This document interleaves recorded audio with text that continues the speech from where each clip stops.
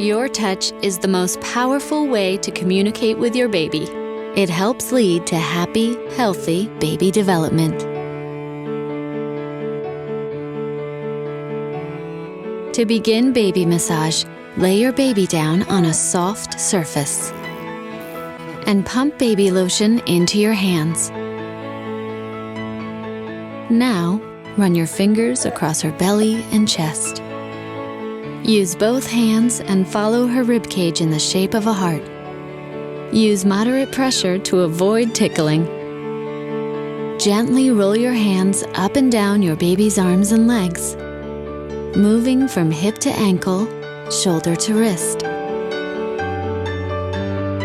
Finish off with a light back rub.